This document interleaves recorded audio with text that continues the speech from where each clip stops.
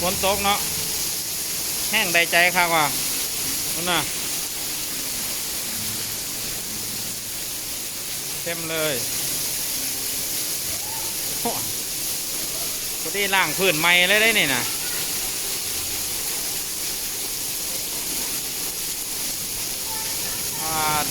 ต้องลูกค้าเขาพอดีเนาะ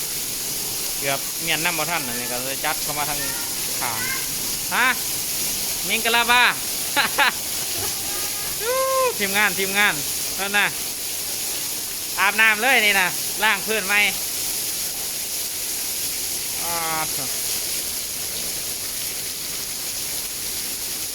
เสียกใครแต่ว่าได้พื้นไหมน้องงาม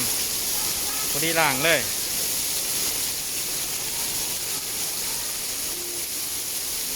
จ้า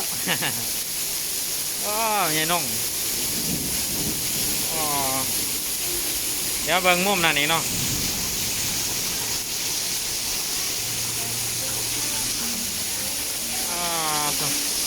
ใส่แนวกล้องกับอยู่เต็มทางนั้นกระทู้ฝืนน้ำมันเพราะว่ามันต้องระบายน้ำออกน้ำยามันบ่ท่านเอาปม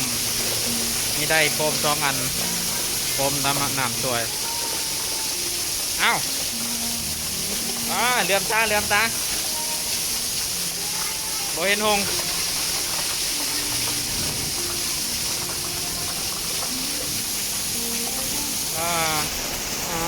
ฝั่งนี้ก็เต็มระบายน้ำมาท่านอันนี้ก็ได้หัวน้ำไหลลังข้าหัวน้ำรู้อะไรทางนี้ฝนมันแห้งปวดเลยหัวก่อน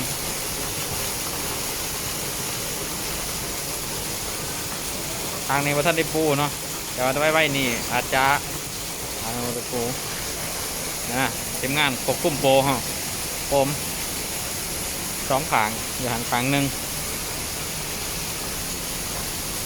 ผมออกใส่นอกทางเลยนะ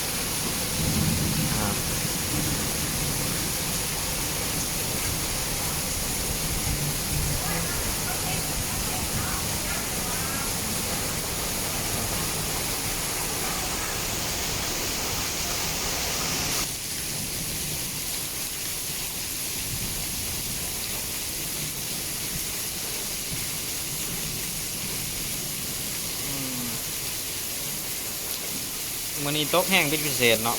ด้นเลยเกือบ1 ชั่วโมงนะปกติแต่ละมือบ่แห้งบ่ได้แต่ว่าตกทุกมือแต่ว่าบ่แห้งแต่ว่ามื้อนี้ยาวเลย